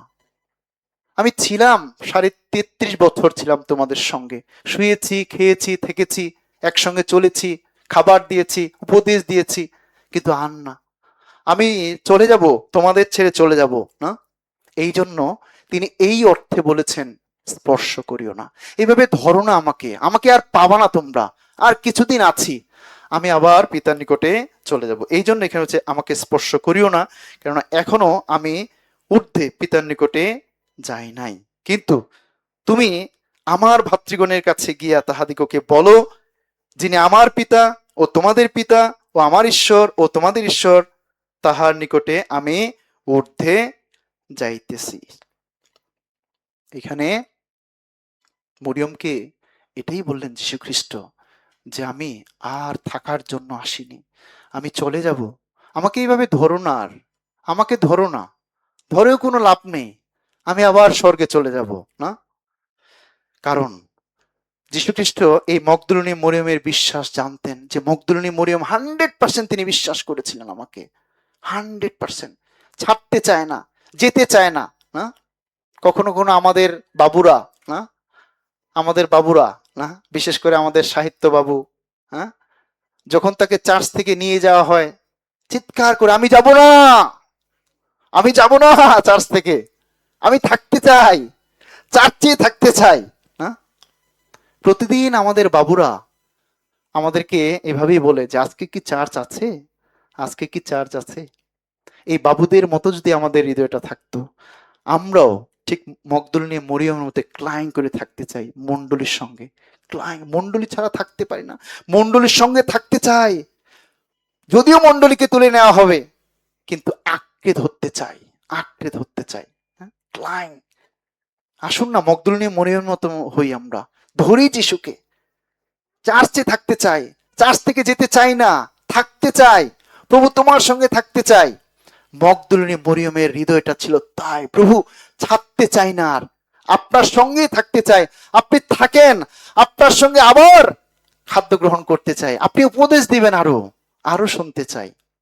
অপর প্রান্তে আরেকজন ব্যক্তি থোমা, না, 25 পদে বলা হয়েছে, অতএব অন্য শিষ্যরা তাহাকে কহিলেন, আমরা প্রভুকে দেখিয়াছি। কিন্তু তিনি তাহাদিগকে বলিলেন, আমি যদি তাহার 2 হাতের প্রেকের চিহ্ন না দেখি ও সেই প্রেকের স্থানে আমার অঙ্গুলি না দেই এবং তাহার কুক্ষিদেশের মধ্যে আমার হাত না দেই, তবে কোনো মতে বিশ্বাস করিব না। যিশু জানতেন যে থোমা পাগলাটা, হ্যাঁ, হে বিশ্বাস করবে না, এই যেন থোমার জন্যই হয়তোবা থেকে গেলেন। অনেক থোমা ছিল, আসলে সে সময় অনেক থোমা ছিল যারা বিশ্বাস করেনি যে যীশু খ্রিস্টকে মারা হয়েছে, আঘাত করা হয়েছে, যে যীশু খ্রিস্ট পুনরুত্থিত হয়েছেন। অনেক থোমা ছিল, শুধু থোমা তো একজন নয়, থোমা অনেক ছিল। এই জন্য তাকে 40 দিন পৃথিবীতে থাকতে হয়েছে প্রমাণ দেবার জন্য, হু এম আই, আমি কে, আমি তোমার জন্য কি করেছি, দেখো আমার হাত, দেখো আমার কুক্ষি দেশ, দেখো আমার পা, দেখো আমি চূর্ণ বিচূর্ণ করেছি তোমাদের জন্য। আর থোমা যখন দেখলেন, 27 পদে বলা হয়েছে, পরে তিনি থোমাকে কহিলেন, এই দিকে তোমার অঙ্গুলি বাড়াইয়া দাও, স্পর্শ মি, টাচ মি, না, রিচ, তোমার হাতটি বাড়িয়ে দাও, দেখো আমার হাত দুইখানি দেখো, আর তোমার হাত বাড়াইয়া দাও, আমার কুক্ষি দেশের মধ্যে দাও, এবং অবিশ্বাসী হও না, বিশ্বাসী হও। তারপরে থোমা উত্তর করিয়া তাহাকে কহিলেন, প্রভু আমার, ঈশ্বর আমার, প্রভু আমার, ঈশ্বর আমার। যিশু তাহাকে বললেন, তুমি আমাকে দেখিয়াছ বলিয়া বিশ্বাস করিয়াছ, ধন্য তাহারা যাহারা না দেখিয়া বিশ্বাস করিল। ধন্য তাহারা যারা আমরা না দেখে বিশ্বাস করেছি। সালভেশনটা, পরিত্রাণটা, স্বর্গটা আসলে না দেখে, না। প্রথম পিতর 1 অধ্যায় 8 এবং 9 পদে বলা হয়েছে, না দেখেই আমরা বিশ্বাস করেছি, না দেখে বিশ্বাস করেছি। এই জন্য থোমাকে দেখাতে হয়েছে। কন্টেক্সট ভিন্ন ছিল, আসলে থোমার হৃদয়টা ছিল সন্দেহপূর্ণ এবং অবিশ্বাসপূর্ণ। সে অবিশ্বাস কেটে গিয়েছে যখন প্রমাণ পেয়েছে, এই তো আমার প্রভু, এই তো আমার ঈশ্বর, যিনি আমার পাপের জন্য ক্ষত বিক্ষত হয়েছেন, পেরেক বিদ্ধ হয়েছেন। ঠিক আমরা কখনো কখনো তোমার মতো করে চিহ্ন চাই যে যীশু খ্রিস্ট তিনি সত্যি কি আমার পাপের ক্ষমা করেছেন, সত্যি কি তিনি পুনরুত্থিত হয়েছেন, সত্যি। এই জন্য প্রিয় ভাই বোন, এখানে যীশু খ্রিস্ট তিনি বলেছেন যে আমার পিতা তোমাদের পিতা, আমার ঈশ্বর তোমাদের ঈশ্বর। সেই জায়গায় যাচ্ছি। যীশু খ্রিস্ট তিনি আমাদের বড় ভাই, তিনি গিয়েছেন পিতার কাছে, আমরাও তার সঙ্গে যাব। এটাই হচ্ছে আমাদের জীবনের জীবন্ত প্রত্যাশা। প্রথম পিতর 1 অধ্যায় আমরা দেখি, তারপর আমরা শেষ করব। প্রথম পিতর 1 অধ্যায় 3 পদে, ধন্য আমাদের প্রভু যীশু খ্রিস্টের ঈশ্বর ও পিতা, তিনি নিজ বিপুল দয়া অনুসারে মৃতগণের মধ্য হইতে যীশু খ্রিস্টের পুনরুত্থান দ্বারা জীবন্ত প্রত্যাশার নিমিত্ত আমাদিগকে পুনর্জন্ম দিয়াছেন। জীবন্ত প্রত্যাশার নিমিত্ত তিনি আমাদেরকে পুনর্জন্ম, নতুন জন্ম। কেন? কারণটা কি? পৃথিবীতে থাকার জন্য না, পৃথিবীতে থাকার জন্য, পৃথিবীতে ভালো থাকার জন্য দেওয়া হয়নি। তিনি আমাদেরকে নতুন জন্ম প্রাপ্ত করেছেন তার বাক্য দ্বারা, তার সঙ্গে যেন আমরা স্বর্গে যেতে পারি, যীশু খ্রিস্টের পুনরুত্থানের ভাগী হতে পারি। শ্রেষ্ঠ পুনরুত্থান আমাদের জন্য অপেক্ষা করছে প্রিয় ভাই বোন, আমাদের সবার জন্য অপেক্ষা করছে। এই জন্য আমাদের জীবন্ত প্রত্যাশা রয়েছে। ফিলিপিও 3 অধ্যায়, ফিলিপিও 3 অধ্যায় 21 পদে, তিনি আমাদের দীনতার দেহকে রূপান্তর করিয়া নিজ প্রতাপের দেহের সমরূপ করিবেন, যেন কার্যসাধক শক্তিতে তিনি সকলেই আপনার বশীভূত করিতে পারেন, তাহারই গুণে করিবেন। এই দীনতার দেহকে রূপান্তর করিয়া নিজ প্রতাপের দেহের সমরূপ তিনি করিবেন। যেদিন প্রভু যীশু খ্রিস্ট তিনি আসবেন, সেদিন আমাদের শরীরটাকে ট্রান্সফার করা হবে।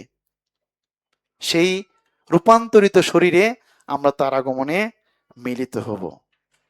প্রথম করিন্থীয় 15 অধ্যায় 51 থেকে আমি পড়ছি। দেখো, আমি তোমাদিগকে এক নিগূঢ় তত্ত্ব বলি, আমরা সকলে নিদ্রাগত হইব না, কিন্তু সকলে রূপান্তরীকৃত হইব। এক মুহূর্তের মধ্যে চক্ষুর পলকে শেষ তুরি ধ্বনিতে হইব, কেননা তুরি বাজিবে, তাহাতে মৃতেরা অক্ষয় হইয়া উত্থাপিত হইবে এবং আমরা রূপান্তরীকৃত হইব। কারণ এই ক্ষয়নীকে অক্ষয়তা পরিধান করিতে হইবে এবং এই মর্ত্যকে অমরতা পরিধান করিতে হইবে। এক মুহূর্তের মধ্যে যখন প্রভু যীশু খ্রিস্ট আসবেন, চক্ষুর পলকে এক মুহূর্তের মধ্যেই আমাদের শরীর, আমাদের দীনতার শরীরকে ট্রান্সফার করা হবে একটা রূপান্তরিত শরীরে, পুনরুত্থিত শরীরে। আমরা তার আগমনে আমরা মিলিত হব। এটাই আমাদের জন্য গ্রেট প্রত্যাশা। আসলে এই যে পুনরুত্থান দিবস পালন করছি, আমাদের প্রত্যাশা কি? প্রত্যাশা এটাই যে প্রভু যীশু খ্রিস্ট যেদিন আসবেন, আমরা তার সঙ্গে মিলিত হচ্ছি। আমেন।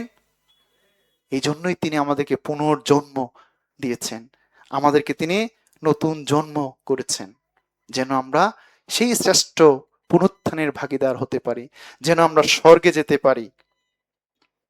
এই জন্যই তিনি আমাদেরকে পরিত্রাণ করেছেন। আমেন। তো এই পুনরুত্থান হচ্ছে যখন আমরা স্বর্গে যাব, সেটাই হচ্ছে পুনরুত্থানের সার্থকতা। আসলে এই পৃথিবীতে থাকা এটা সার্থকতা নয়, যখন আমরা স্বর্গে যাব তখন সার্থকতা এই পুনরুত্থানের। নতুন একটা শরীর, গ্লোরিয়াস একটা শরীর, পবিত্র একটা শরীর আপনাকে আমাকে দেওয়া হবে। এবং ততদিন পর্যন্ত আমরা যেন ঠিক মগদলিনী মরিয়মের মতো যিশুর সঙ্গে থাকতে পারি।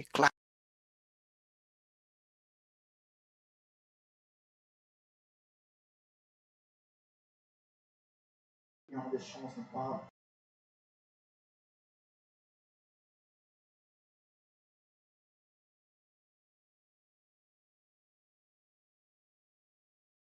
হালেলুয়া, জয় যিশু। পুনরুত্থিত যিশুর কি? জীবিত যিশুর কি? হালেলুয়া। আসুন আমরা প্রার্থনা করে শেষ করতে চাই। আমাদের স্বর্গের ভালোবাসার পিতা, আমরা সত্যি তোমাকে ধন্যবাদ দেই, কৃতজ্ঞ তোমার কাছে, কারণ তুমি আমাদেরকে ভালোবাসো। আমরা প্রত্যেকেই পিতা নরকের যাত্রী ছিলাম, আমরা আশাহীন ছিলাম, আমাদের মধ্যে জীবন্ত প্রত্যাশা ছিল না যে আমরা মৃত্যুর পরে আবার পুনরুত্থিত শরীরে তোমার আগমনে মিলিত হব। পিতা, তোমার ধন্যবাদ করি যে তুমি আমাদেরকে ভালোবেসে পৃথিবীতে এসেছো এবং আমাদের পাপের জন্য, পাপের দণ্ড ভোগ করবার জন্য তুমি মৃত্যুবরণ করেছো, পাপের মূল্য পরিশোধ করবার জন্য তুমি মৃত্যুবরণ করেছো এবং আমাদেরকে ধার্মিক করবার জন্য, পুনর্জীবন দেবার জন্য, অনন্ত জীবন দেবার জন্য তুমি পুনরুত্থিত হয়েছো। ধন্য তোমার নাম পিতা। শুধু তাই নয়, তুমি স্বর্গে গিয়েছো পিতা। ঠিক একইভাবে আমাদের জন্য তুমি প্রত্যাশা রেখেছো যে আমরাও প্রভু, তুমি যেদিন আকাশে আসবে আমরা তোমার আগমনে মিলিত হব। ঠিক তুমি যেভাবে পুনরুত্থিত হয়েছিলে, ঠিক আমরাও একইভাবে পুনরুত্থিত হয়ে তোমার আগমনে আমরা মিলিত হব। তখন সতত তোমার সঙ্গে থেকে আমরা আনন্দ করব পিতা। এটাই আমাদের প্রত্যাশা এবং শ্রেষ্ঠ পুনরুত্থানের ভাগীদারের অপেক্ষা আমরা আছি।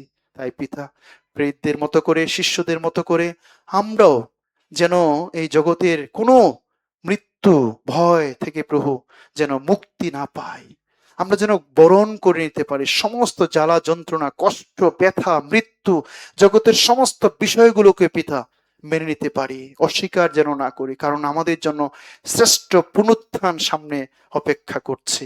পিতা, তুমি আমাদের দয়া করো, আশীর্বাদ করো, দুর্বলতার ভার বহন করো পিতা। ধন্য তোমার নাম পিতা, যে তুমি পুনরুত্থিত হয়ে আমাদেরকে পুনরুত্থানের ভাগীদার করেছ। ধন্য তোমার নাম। সমস্ত গৌরব প্রশংসা আমাদের ত্রাণকর্তা মুক্তিদাতা প্রভু যীশু খ্রিস্ট আমরা তোমার নামে চাই। আমেন। জয় যিশু। হালেলুয়া। আর এই সময়